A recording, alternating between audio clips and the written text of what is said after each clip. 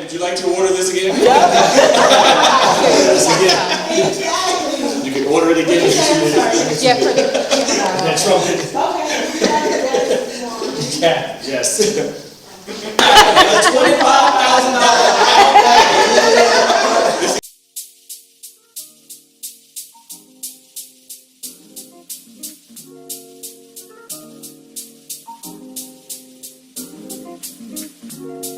This is poetry from Poetic G. Reality. This is real. Good evening, ladies and gentlemen. I am King George. I am the owner of T.Y.I Productions. I am the curator of BLK31 magazine. And today, I have two special brothers from the community. Twin brothers, matter of fact. And these brothers are producers, professional actors, award-winning actors, philanthropists, respectable brothers. And we about to get into every last thing that these brothers have done throughout their lifetime.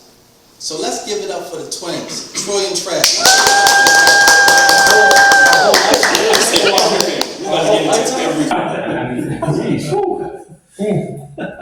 How much time we got?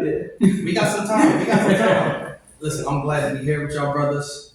And first I want to get into the acting journey. How did the acting journey even come about? Matter of fact, let me take a step back. I don't want to get right into that right yet. Let's get into growing up, childhood. What was childhood like being twin brothers? What school did y'all go to? So it's funny, I had a meeting earlier today, so we were talking about, I got to talking about my childhood with the guy I met with. Yes. And I brought up the fact that we were Catholic school educated, 12 years, Catholic school system, and how often we begged our mom, please take us out of these Catholic schools, because we grew up in the hood. Yeah. So we got chased home quite a bit. Beat up for wearing ties. Yeah, we got beat up. and she kind of told us, I can't do that, because what you're going to need later on in life is in those buildings up there. So the best I can do for you guys is send you somewhere where you can learn to defend yourself. So we got into the martial arts, and we studied for like 6 years. And yeah, she says, well, now we're going to just fight through your school clothes. And we did, but you know, we wanted to get out of that school system so bad, man. But now, you know, looking back, I'm so glad that she said, no, you got to start. Definitely. Yeah. I respect definitely. Yep. Yes, I respect it. And I'm so glad that you mentioned karate, because when I was younger, that's something else I did. Mm-hmm. My father put me in Kimbo karate. Early age. Age 5. I did that until I was about like 12 or 13. Okay. Mm-hmm. Yeah. Okay. And you said y'all did karate, so what was that journey like in karate class? So of course we didn't want to go. We did Shotokan, right? Yeah, Shotokan. As kids we did Shotokan. Yeah, we did. Of course we didn't want to go, but like you said, just looking back on it, you know, it was a good experience because, you know, it kept us away from a lot of trouble, and it also really, like you said, taught us discipline and, you know, how to defend yourself. And we grew up in a really bad area, so, you know, it gave us that confidence going to private school. And, you know, after a while, it was like we didn't even have any more issues because that reputation that, you know, we were prepared for whatever, pretty much developed. And this is back in the 80s when corporal punishment was still alive. Oh man, we got hit with the wicker sword and nobody complained. There was no DHS, there was nobody protect you from this. No. And they knew it wasn't looked at as abuse. It was discipline. You're right, you're gonna get cracked. Absolutely. You know, this is a serious thing here. These fights can turn into a life or death situation. I need you to focus. And if you're out of focus, you're getting whacked with that, you're getting whacked with the sword. And it didn't matter what age you were, you didn't care what age you were. And your parents would be sitting right there, they would watch it right there.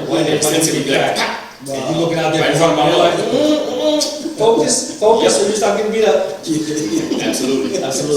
Yep. So, for young, striving black brothers growing up in the hood, right?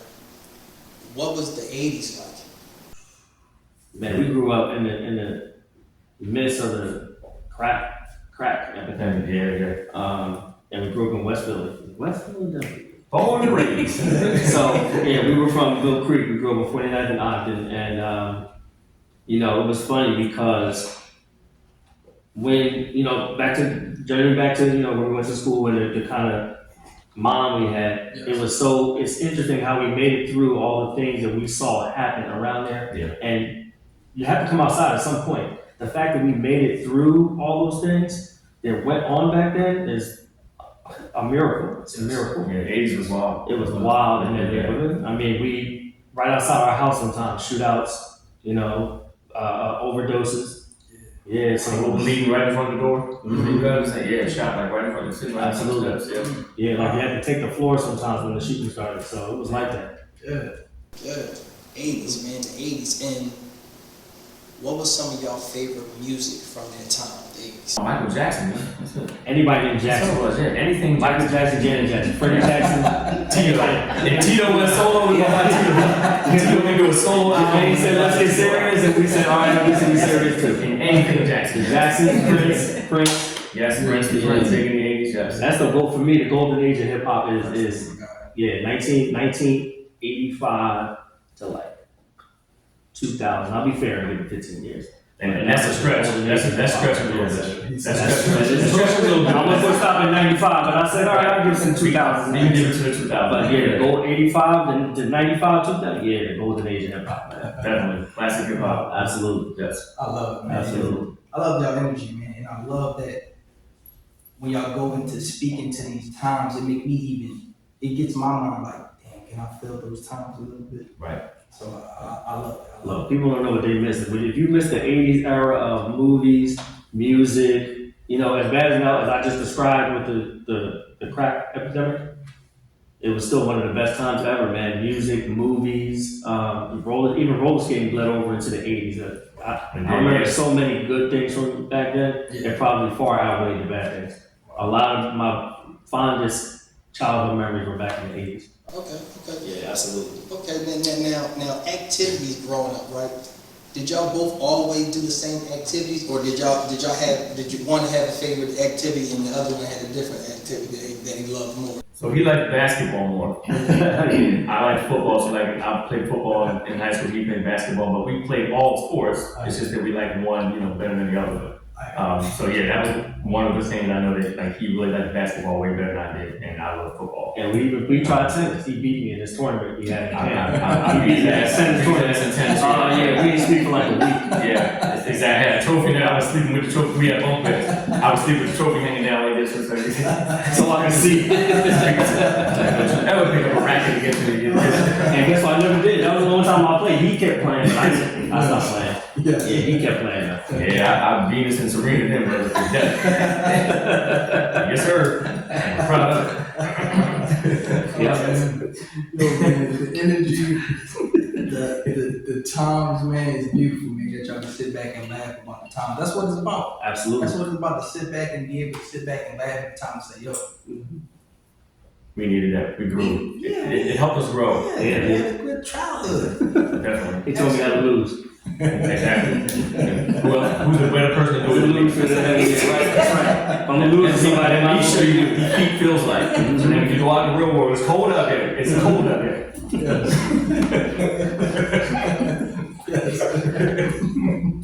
Now, How did all the childhood journeys, right? How did that transform into acting? You guys acted and writing. I always tell the same story about acting. When people ask us how we became actors. Yes. All I can remember is back to 4th and 5th grade. We were always the kids. We were never afraid to get in front of class. We were never like trying to hide so we didn't have to read our book reports. And moreover, when the teacher would leave the classroom, he would watch the door. I would get up and say, "Okay, class." All the shenanigans started. Or it would be his turn the next time. By the teacher come back, the whole class is on the floor laughing, and we just sit there like, this is at 9 years old. It's like, so we never thought about it as like, fame and fortune. We just thought it was funny. And they obviously thought it was funny, and that's pretty much where, we got into performing. And my mother's like, okay, y'all want to keep getting kicked out of school for being jerks? She stuck everybody in drama class. Couldn't go out. After the homework was done, everybody went to like the church drama class and all this. That was it for us. And that pretty much where we got into like the structure of acting and stage and all that stuff. She said, go out. You want to keep being jerks? Okay. I always wanted just enough laughs, but there was never enough laughs. So he always had to take it to the next level. And so you develop this reputation when something happens, they're like, the twins did it. So even when we got put in separate classes, I'm like, okay, the twins did it how? I wasn't even there. But yeah, it was the twins. Who doing it? Oh, it was the twins. No, it was him. And they say the twins get blamed. I get blamed. I was in the principal's office so many times, stuff I didn't even do. Blessing and a curse, bro. Both. You gotta take good and bad. oh man. Both. Wow. Do you fellas have a film that you guys have written and act in the film together? Oh yeah, we have several, yeah, definitely. Yep. Most of them were true stories. We like to do true stories. Okay. So yeah, we have probably about 3 or 4. Oh, now we just did another one. We probably have about 4 or 5 true story films where we actually played twin brothers together. Okay. Do y'all have a favorite one? We have several, yeah, definitely. Yep. Most of them were true stories. We like to do true stories. Okay. So yeah, we have probably about 3 or 4. Oh, now we just did another one. We probably have about 4 or 5 true story films where we actually played twin brothers together. Okay. Do y'all have a favorite one? Oh man, I think my favorite is probably we did a film where we actually were twin brothers, a true story that were born deaf, and then they both started to go blind at the same time. It's called Lost Light, Sound Hearts. So this whole film we did nothing but sign language. We didn't speak not one. We had to learn signs, and it was like subtitles and lessons. I think that's my favorite one because we really never said anything in the whole film. Wow. And y'all both know sign language yourself? We learned sign language. We learned what we needed to learn from the script. Oh, wow. Exactly. Wow. We got through the screenplay. Spent a couple of weeks of the year. So from that person comes up to me and says, I'm going to say, I have no idea what you're talking about. Yeah, just the basics. Not that screenplay, I don't remember any of the basics. I think my favorite is Evil. We did this reenactment series on Investigation Discovery called Evil Twins, and that was back in like 2015. We filmed it in Silver Springs, Maryland, and it's interesting that you used Lost Light, Sound Hearts, because here's another project that we did where we didn't have many lines. It was just like I said, a reenactment, but that's one of my favorite. It was an hour-long episode, but it was one of my favorite things to work on. We didn't actually write and produce it, but it was a lot of fun because the two brothers were murderers and rapists, and it was a challenge because I was uncomfortable with a lot of what was going on. Yes. But it was fun to do. We had a lot of fun doing that one. Yeah, that was a good shoot, yeah. That was I hear that. Now, both of you fellas are book authors, right? Mhm. Okay. Do y'all have any favorite book that that both of you guys have written? So we've only written one. We're not as Okay. only written one. No problem. Mm-hmm. No problem. One novel so far. I mean, I'm considering doing another one, but we've only did one. Okay. What's the name of that novel? It's called Mr. Malik, Mr. Malik. and we wrote it in Another true story. Another true story. We wrote it in 2008. Yeah, it's been a minute since we. And y'all combined and wrote that together. Mm-hmm. That's We got to toast it. Absolutely, yeah. We got to toast it. Listen, these brothers got books together. They have movies together. Listen, We gotta have toast book. it. We have book. Book together, movies, and we got to toast it. So Yes. anymore. Absolutely. Cheers. I love these glasses. Yeah. Shout out to Small House. Mm-hmm. Shout out. It's Mars. And alpaca rugs. Yes.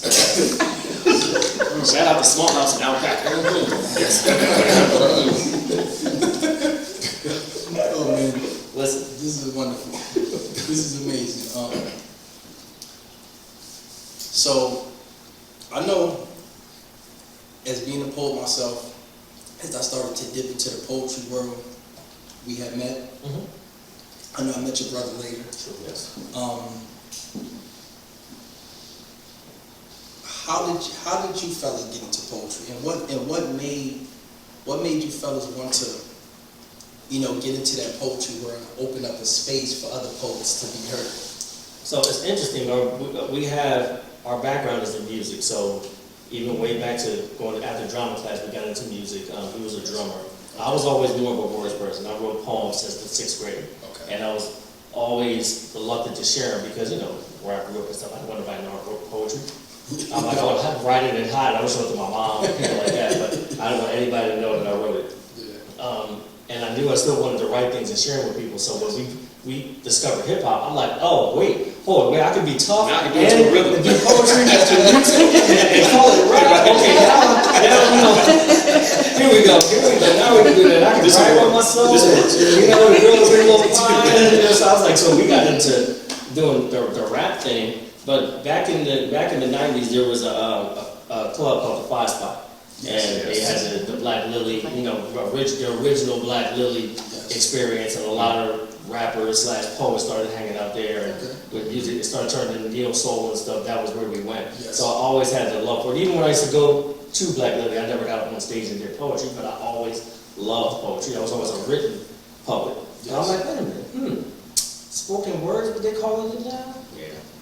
And Might back be then it was something. very last poets and Gil Scott Heron and Absolutely. like power stuff like Huey. Absolutely. Back then it was like that's how the poetry was. Absolutely. And yeah, it was Absolutely. very So it's militant. when it came, now fast forward, here we are in the 2021, 22, 23. Yes. And shout out to Funky Words and Iowa Moore. Because that's how I actually got there. I wouldn't have even been back into this community world. She was hosting it, and she's the one that got me coming out to see it. I wouldn't even have been back watching poetry even. I knew they had poetry venues around, but I started coming there, and I'm like, yo, I'm going to start checking them out even more now.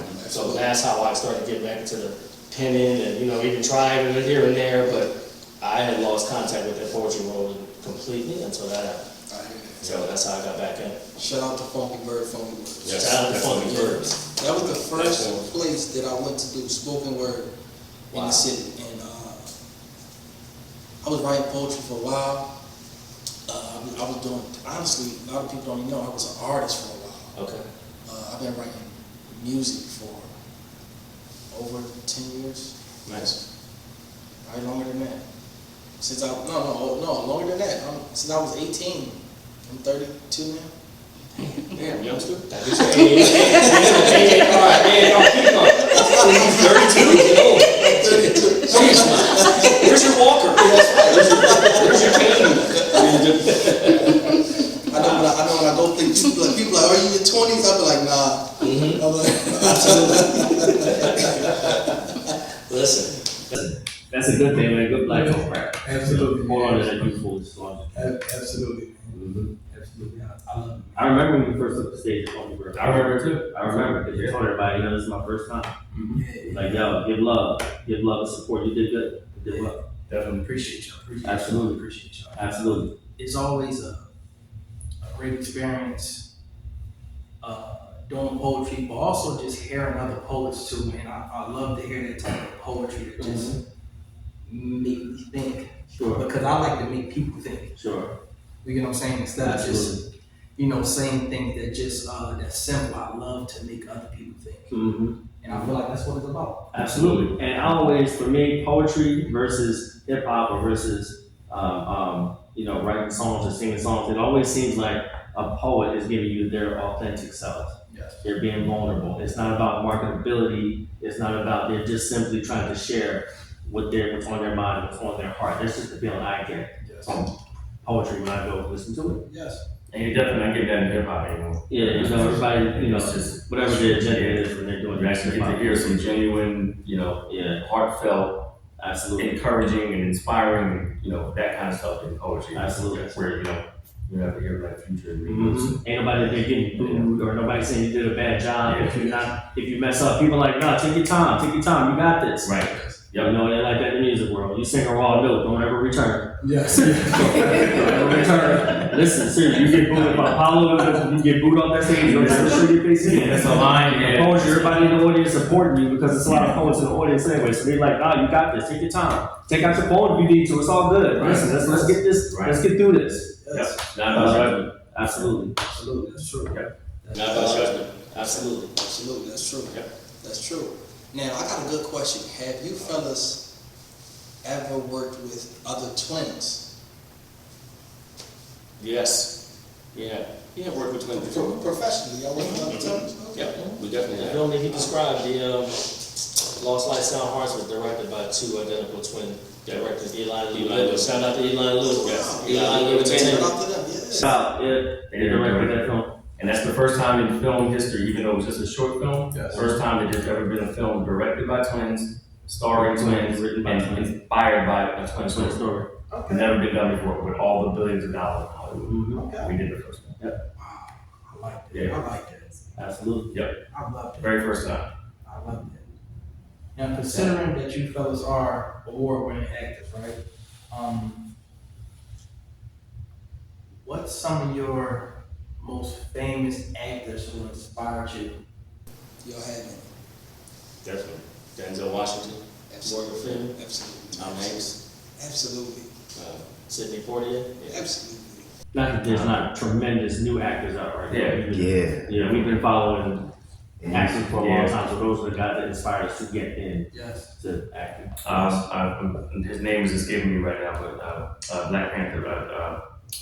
Chadwick Chadwick Boseman, one of my favorite actors here. God rest his soul. Rest in peace. Daniel Kaluuya's the best, right? Yeah, I like a lot of the guys. Listen, you know, my partner Susan Small. Shout out to Susan Small. She and I talk about the British actors a lot. Yes. Those guys, those British actors are talented. Yes. What Idris Elba? They'll just Idris, the guy that just did the Bob Marley movie, the guy that played, Franklin. yeah. Then all their names are escaping me right now. And some of them are just hard to say. Yeah. Their names. The other guy that played Martin Luther King, what's his name? That's what I was thinking. I do. Listen, we got chops. We got chops. He's got a great shot. We got chops. Sorry. Great actor. Listen. So, Small House. Let's speak on Small House. Shout out to Small House Headquarters. Shout out to Small House. What's the importance of Small House and what you fellas are doing here? What's the importance of having a stable, just foundation here at Small House? Wow. So, shout out to my partner Susan Small again. She is actually the creative backbone of Small House Headquarters. Okay. She wanted a place where she and I, it originated with a place where she and I could come and be creative. Yes. And it grew into something, what it is now. She wants it to be a place where a lot of people can come and be creative. That's why we call it creative headquarters. It's not an office, it's not an event space, even though we have events here. It's literally a creative place, a place for people to come and be creative. Yes. Playwrights. She herself is a playwright. I'm a screenwriter. Authors, singers, poets. Everything here. Bar Content mitzvahs, baby creators. showers. That's all creative. Parties. Creative energy here. That's what we want. I respect that. Yeah, that's what she wants. Let's give a toast to Susan. Yeah. Small House. Susan's gonna kill me, now I gotta buy her a On rug. the alpaca rug. Yeah, I was just gonna say, you still got it on the list? A reorder? Susan, you doing your thing, Susan. And what I'll do for Small House Entertainment is I'll order a spare. With the replacement. And listen, all seriousness, my responsibilities here are small. All I have to do is hit purchase on the Amazon cart. Order, that's all I gotta do. Wow. That's easy. I got free time to be creative on my own, but all of this stuff is all Susan. And you just push enter. That's all I gotta do is hit send. That's it. Just hit send. That's what I'm talking about. Easy peasy. That's a good partnership. Absolutely. Yeah, absolutely. Correct. Marriage should be that way. It should be. You just hit send. Just hit send. And it's as simple as that. Not an argument, not a bicker. Just like I said, oh baby, listen, send.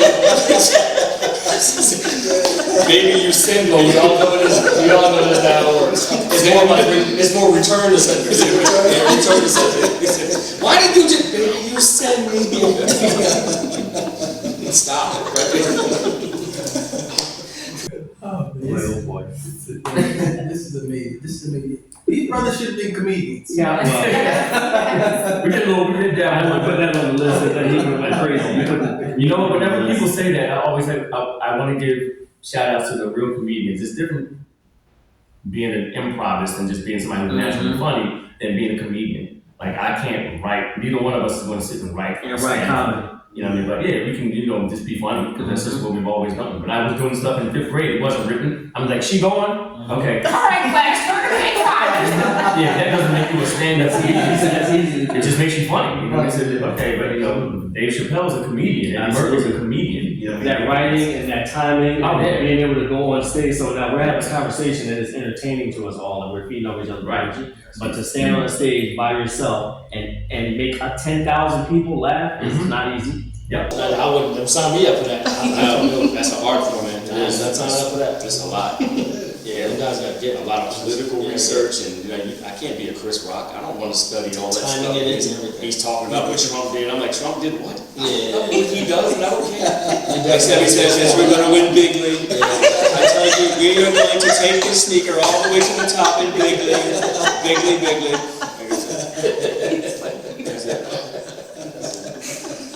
BiglySneaker.com. Trump do got sneakers. That's Yeah, he does got sneakers. That's insane. I'm serious. The Trump sneaker, yes. And where did he get that from Kanye? I think so. People in his ear. People talking in his ear, man. I seen Kanye wear a Make America Great hat on. Yes, he had that on the sneaker. Trump has that on the sneaker. On the sneaker. Yeah, on the sneaker. I'm not sneaker. And they got pictures of Trump now with a Jordan pose right there. The big leg.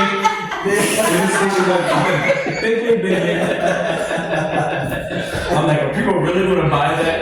Yeah, you'd be surprised who's going to buy that. I'm sure it's people. I told plenty of people, all the mockers went and got it already. On trumpets. That's crazy. Buy gold, get silver free. Absolutely. So, what's the importance of writing? Because what I'm thinking of right now, when I had both of you fellas here, I hear instrumentals, writing. Both actors, but instrumentals, writing. Yes. What's the importance of combining both of them together, the instruments and writing?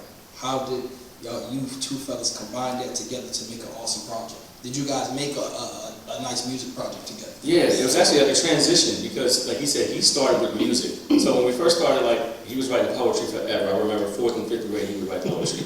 And then, transitioning up into like 7th and 8th grade, we got into like breakdancing and the whole hip-hop thing, like he said. Yes. I was still not a writer. I wound up being like the beatbox because I played drums and stuff. So he would be rapping and we would do town shows, so I'd be beatboxing while he raps. And see, I was never the writer, and then eventually, I got into doing some, writing, and both were like rapping and stuff. And, but yeah, he was the one doing that, and I was the music person. Then he got into more music, doing production and started playing guitar.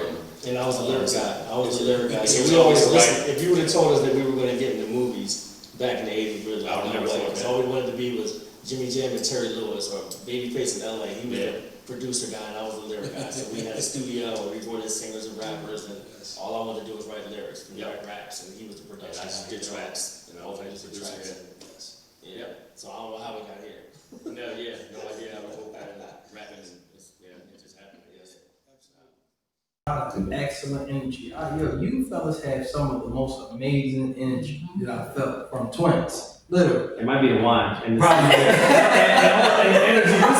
It's something about Small House Creative Headquarters. It's the vibe. Small House Creative Headquarters. We are going to take Small House to the next level here. I don't care what Joe Biden says.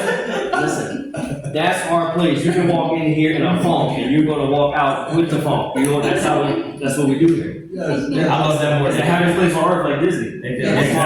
Small House Creative We Headquarters. can't put a price on that. That's priceless. Listen, if you're feeling down, send people to Small. We got a couch you can lay on and talk to somebody. Bring your psychiatrist here. Y'all can do the session. Y'all can do the session right there. Exactly. Absolutely. And people will always tell you the twins may never be tall or rich, but we always have a good time with them. Yes. That's it. That's it. Always have a good time. Big. That's amazing. That's amazing. How much do you fellas love working with one another? Can't stand it. We hate it. That's why we do it. We do. We fight all the time. Every day. We fight all the every single time. day. But in the end, the end result is the end result. Yes. Yeah, we challenge each other, we push each other. I remember Shaq said something, sorry to cut you off, when at Kobe's funeral, because everybody was like him and Kobe hate each other. He said, we had our problems just like anybody else has problems. But guess what? When it's time to go to work, we went to work. It's time to work. Yep, that's true. Paul McCartney and John Lennon fought every single day. We used to talk about each other's mothers and everything. Your mother, your mother. No, you're half of the mother. Yeah, half the mother. That's right. That's right. And that wasn't my part of the same. Your part of the mother. Yeah. That one. Let's talk about that half. What we actually do, we do find that, we know each other's strong points as we get older. And even with the screenwriting and creating movies, he may start writing a screenplay, but he knows that I obsess about writing. So he'll start a script and say, I finished it. They say, here, make it ready so we can make movies. So that's how we kind of trade off. If it's a music thing, I'm like, yo, what you think about this? Because I know he's more into producing and stuff than I am, and I'll let him have it. But when we was coming up, even though I knew he knew better, I'm like, hell no. Oh yeah. Just so we can argue. That can't be right. That's the downbeat. That ain't the upbeat. I'll be. Because my way has to be the right way. That gotta be right. Okay, let's try it on a downbeat. Yeah. Even if it sounds bad, use the downbeat. Even if it sounds bad. Yep. So we made it work. This is amazing. This is Definitely. amazing. This is amazing. I feel like I learned so many different things about y'all. And just to see two brothers work together is inspiring.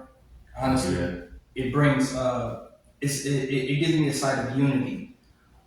Just to see two twin brothers work together and so diligently, y'all just focus. Y'all ready to be like, let's keep moving. Let's knock out the next product. Yep. We know twins that don't even speak. Oh, goodness. It's like one lives in New York and one lives in, Omaha. And so I haven't talked to my brother in 5 years. I'm like, yeah, your twin brother? I'm like, he upsets me in it for an hour. Okay, after I did, I walk away, and then the next hour I'm like, all right, so It's all good.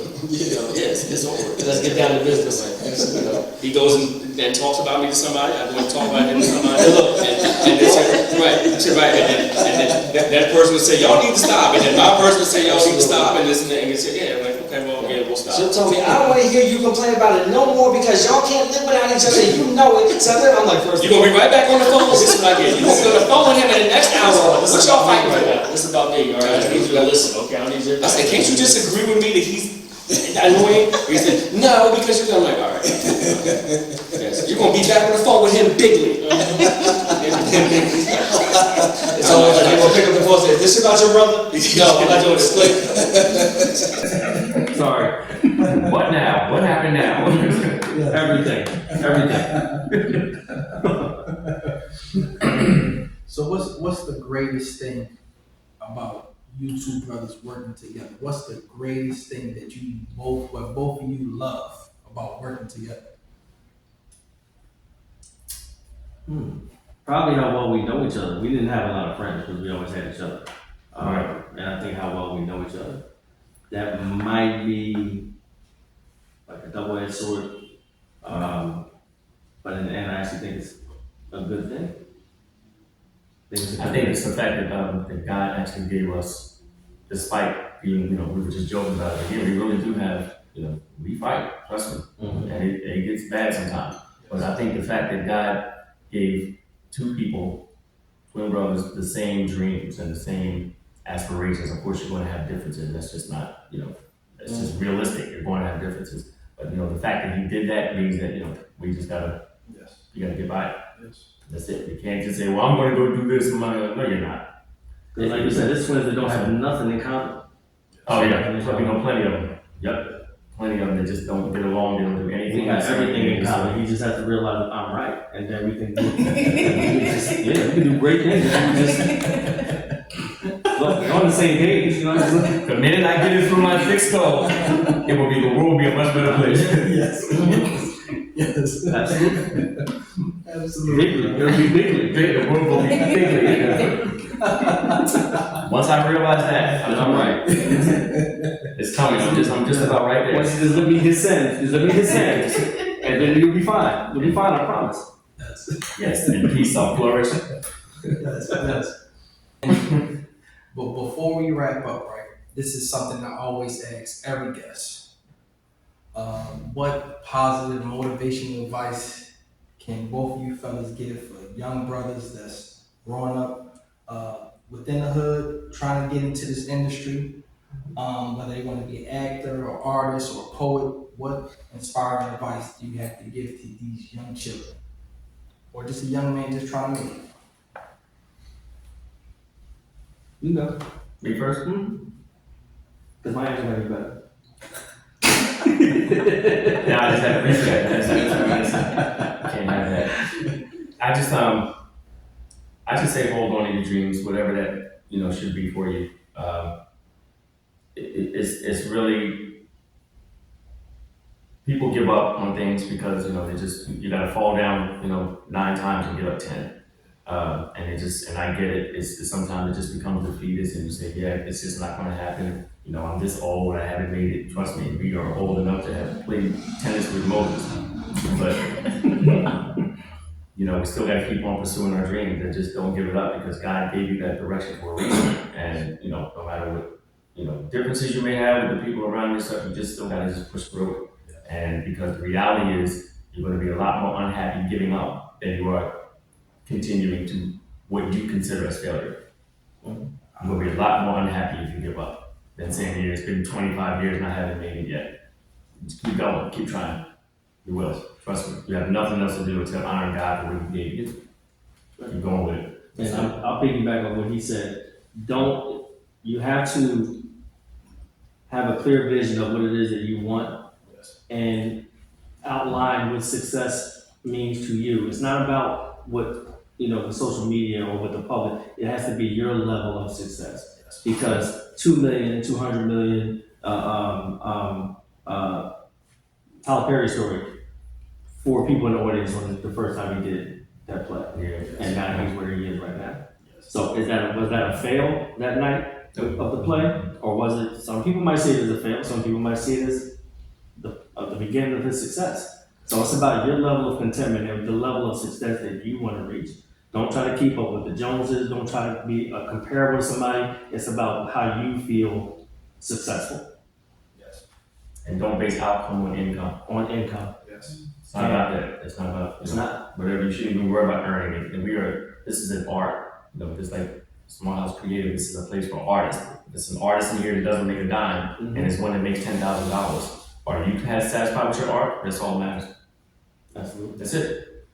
Guess what? Who knows how much you're gonna make tomorrow? You build it and all that stuff and the resources and things that you need, you know, of course, rent gotta be paid, bills gotta be paid. But build a place where people wanna be, where people wanna come, and people like, all that stuff is gonna work itself out. You'll get all that stuff that you need. Right. Y'all hear that? Do y'all hear this? I'm listening. And we gotta toast one more time to that. 'Cause both of these fellas gave us some beautiful responses. And my advice would be, Success. cheers. Success, hold fast to dreams. Who wrote that? See, I know you know. You know every poet. Langston Hughes. Langston Hughes, that's right, yeah. Hold fast to dreams. Yeah, Langston Hughes, it's a legend. That is. Where can the people find both of you fellas at? You can find him at my house, he won't go home. That's where you can find him. Pretty much. Just come bring my door, he'll be there. That's me getting closer and closer to admitting that you're always right. Yeah, he's in my kitchen, he buys his own food, but he's in my kitchen. Yep. And guess what? He eats it. I do. When I cook it, he eats it. Yep, he's good. See, I know that's your strong point. He's a way better cook than me, so yeah, way better cook. But everything's good. You can find us on all social media platforms. Everything is TwiinTone. TwiinTone on Facebook, TwiinTone on Instagram, TwiinTone on Twitter. It's all TwiinTone. TikTok, everything. 2 I's, T-W-I-I-N. 2 I's, T-W-I-I-N. And Small House Creative Headquarters. It's all Small House. You can find us on Small House Creative Headquarters on Facebook and Instagram. Please look us up. This interview was amazing. Again, we wrapping up with some great brothers, Thank man. you. TwiinTone Entertainment. Don't forget that name, TwiinTone Entertainment. Like skin tone, twin tone. Absolutely, absolutely.